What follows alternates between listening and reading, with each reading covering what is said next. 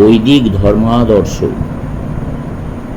আমাদের সর্বাপেক্ষা প্রয়োজন ধর্ম বিষয়ক চিন্তা, আত্মা, ঈশ্বর এবং ধর্ম সম্পর্কীয় যা কিছু কথা। আমরা বেদের সংহিতার কথা বলবো। সংহিতা অর্থে স্তোত্র সংগ্রহ। এগুলি প্রাচীনতম আর্য সাহিত্য। যথাযথভাবে বলতে গেলে এগুলিকে পৃথিবীর প্রাচীনতম সাহিত্য বলতে হবে। এগুলি অপেক্ষা প্রাচীনতম সাহিত্যের নিদর্শন ইতস্তত বিক্ষিপ্ত থাকতে পারে, কিন্তু সেগুলিকে ঠিক ঠিক গ্রন্থ বা সাহিত্য আখ্যা দেওয়া চলে না। সংগৃহীত গ্রন্থ হিসেবে পৃথিবীতে এগুলি প্রাচীনতম, এবং এইগুলিতে আর্য জাতির সর্বপ্রথম মনোভাব, আকাঙ্ক্ষা, রীতিনীতি সম্বন্ধে যেসব প্রশ্ন উঠিয়াছে সেসব চিত্রিত আছে। একেবারে প্রথমেই আমরা একটি অদ্ভুত ধারণা দেখতে পাই। এই স্তোত্রসমূহ বিভিন্ন দেবতার উদ্দেশ্যে রচিত স্তুতিগান, দ্যুতি সম্পন্ন, তাই দেবতা। তাঁরা সংখ্যায় অনেক: ইন্দ্র, বরুণ, মিত্র, পর্জন্য ইত্যাদি। আমরা একটির পর একটি বহুবিধ পৌরাণিক এবং রূপক মূর্তি দেখিতে পাই। দৃষ্টান্তস্বরূপ বজ্রধর ইন্দ্র মানুষের নিকট বাড়ি বর্ষণে বিঘ্ন উৎপাদনকারী সর্পকে আঘাত করিতেছেন। তারপর তিনি বজ্র নিক্ষেপ করিলে সর্প নিহত হইল, অযোধ্যায় বৃষ্টি পড়িতে লাগিল। তাহাতে সন্তুষ্ট হইয়া মানুষেরা ইন্দ্রকে যজ্ঞাহুতি দ্বারা আরাধনা করিতেছে। তারা যজ্ঞকুণ্ডে অগ্নি স্থাপন করিয়া সেখানে পশুবধ করিতেছে। শলাকার উপরে উহা পক্ষ করিয়া ইন্দ্রকে নিবেদন করিতেছে। তাহাদের একটি সর্বজনপ্রিয় সমলতা নামক ঔষধি ছিল। যে ঠিক কী তা এখন আর কেউই জানে না। উহা একেবারে লোপ পাইয়াছে, কিন্তু গ্রন্থপাঠে আমরা জানতে পারি উহা নিষ্পেষণ করিলে দুগ্ধবৎ এক প্রকার রস বাহির হইত, রস গাঁজিয়া উঠিত। আরও জানা যায় এই সোমরস মাদক দ্রব্য। ইহাও সেই আর্যেরা ইন্দ্র এবং অন্যান্য দেবতাগণের উদ্দেশ্যে নিবেদন করতেন এবং নিজেরাও পান করতেন। কখনো কখনো তাহারা এবং দেবগণ একটু বেশি মাত্রায় পান করতেন। ইন্দ্র কখনো কখনো সোমরস পান করিয়া মত্ত হইয়া পড়িতেন। ওই গ্রন্থে এরূপ লেখা আছে, একসময় ইন্দ্র এত অধিক সোমরস পান করিয়াছিলেন যে তিনি অসংলগ্ন কথা বলিতে লাগিলেন। বরুণ দেবতারও একই গতি। তিনি আরও একজন অতিশয় শক্তিশালী দেবতা এবং ইন্দ্রের মতো তার উপাসকগণকে রক্ষা করেন। উপাসকগণ সোম আহুতি দিয়া তাঁর স্তুতি করেন। রণদেবতা, মরুত এবং অপর দেবগণের ব্যাপারও এইরূপ। কিন্তু অন্যান্য পৌরাণিক কাহিনী হইতে ইহার বিশেষত্ব এই যে এইসব দেবতার প্রত্যেকের চরিত্রে অনন্ত শক্তির ভাব রইয়াছে। এই অনন্ত কখনো কখনো ভাবরূপে চিত্রিত, কখনো আদিত্য রূপে বর্ণিত, কখনো বা অন্যান্য দেবতাদের চরিত্রে আরোপিত। ইন্দ্রেরই কথা ধরো। বেদের কোনো কোনো অংশে দেখিতে পাইবে ইন্দ্র মানুষের মতো শরীরধারী, অতীব শক্তিশালী, কখনো স্বর্ণ নির্মিত বর্ণ পরিহিত, কখনো বা উপাসকগণের নিকট অবতরণ করিয়া তাহাদের সহিত আহারও বসবাস করিতেছেন, অসুরগণের সহিত যুদ্ধ করিতেছেন, সর্বকুল ধ্বংস করিতেছেন ইত্যাদি। আবার একটি স্তোত্রে দেখিতে পাই ইন্দ্রকে উচ্চ আসন দেওয়া হইয়াছে। তিনি সর্বশক্তিমান, সর্বত্র বিদ্যমান এবং সর্বজীবের অন্তর্দ্রষ্টা। বরুণ দেবতার সম্বন্ধে এইরূপ বলা হইয়াছে, ইনিও ইন্দ্রের মতো অন্তরিক্ষের দেবতা এবং বৃষ্টির অধিপতি। তারপর সহসা দেখিতে পাই তিনি উচ্চ আসনে উন্নীত। তাহাকে সর্বব্যাপী এবং সর্বশক্তিমান প্রভৃতি বলা হইতেছে। আমি তোমাদের নিকট বরুণ দেবের সর্বশ্রেষ্ঠ চরিত্র যেরূপে বর্ণিত হইয়াছে সেই সম্বন্ধে একটি স্তোত্র পাঠ করিব। তাতে তোমরা বুঝিতে পারিবে আমি কি বলিতেছি। ইঙ্গিত কবিতাকারে ইহা অনুদিত হইয়াছে। আমাদের কার্যচয় উচ্চ হতে দেখিবারে পান, যেন তিনি কটে প্রভুদেব সর্বশক্তিমান। যদিও মানুষ রাখে কর্মচয় অতীব গোপন, স্বর্গ হতে দেবগণ হেরিছেন সব অনুক্ষণ। যে কেউ দাঁড়ায় নড়ে গোপনেতে যায় স্থানান্তর, সুনিবিত কক্ষ বসে দেবতার দৃষ্টি তারপর। উভয়ে মিলিয়া যে তা ষড়যন্ত্র করে ভাবি মনে, কেউ না হেরিছে তোহে মেলিয়াছে অতি সঙ্গোপনে। তৃতীয় বরুণ দেব সেই স্থানে করি অবস্থান, দূরে বিসন্ধির কথা জ্ঞাত হন সর্বশক্তিমান।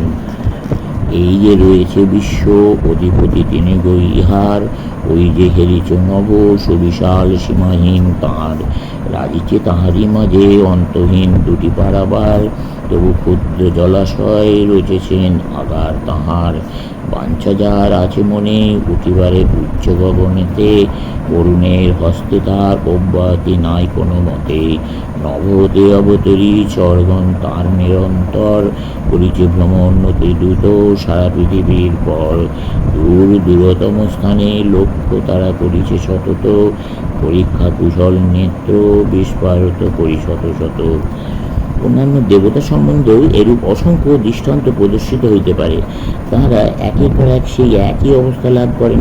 প্রথমে তার অন্যতম দেবতা রূপে আরাধিত হন, কিন্তু তারপর সেই পরম সত্তার গৃহীত হন যাহাতে সমগ্র জগৎ অবস্থিত।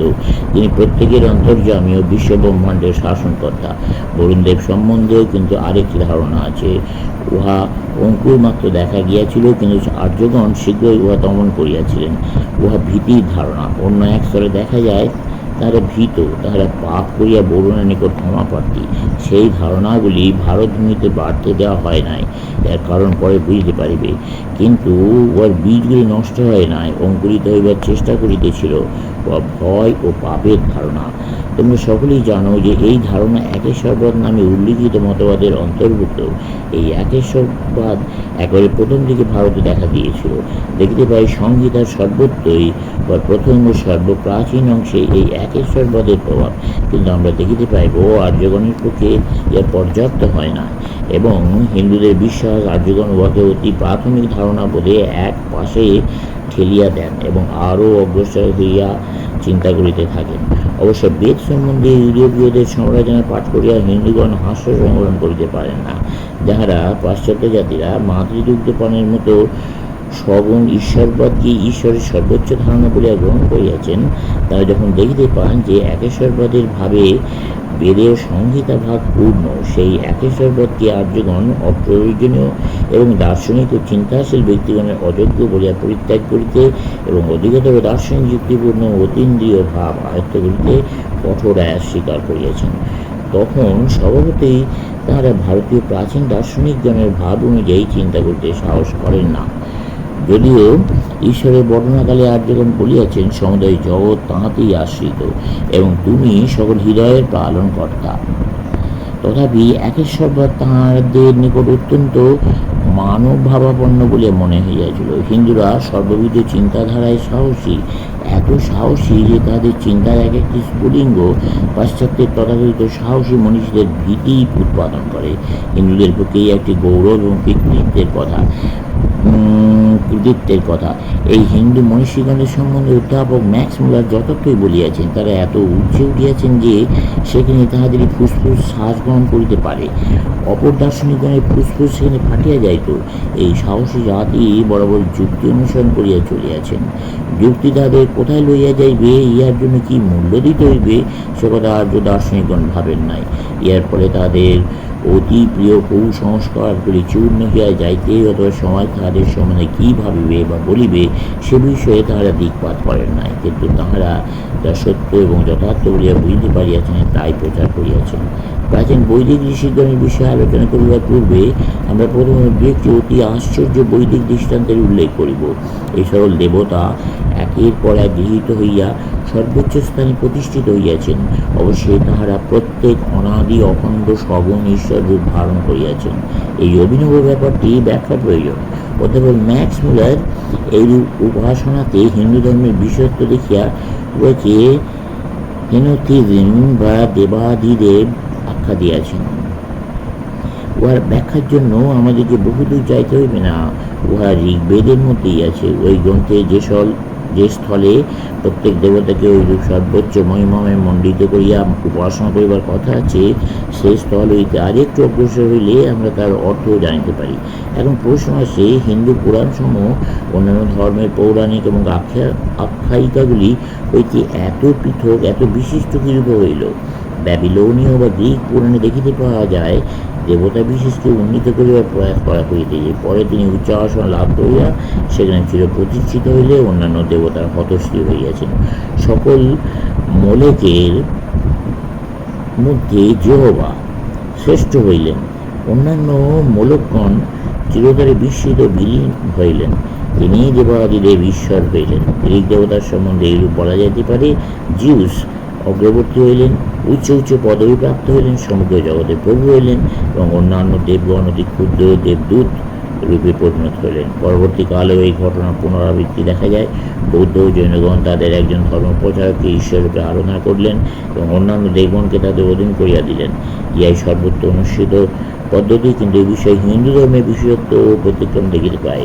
প্রথম একজন দেবতা বন্দিত হইতেছেন, কিছুক্ষণের জন্য অন্যান্য দেবতারা তাহার আজ্ঞানুবর্তী বলা হইয়াছে, চলবে।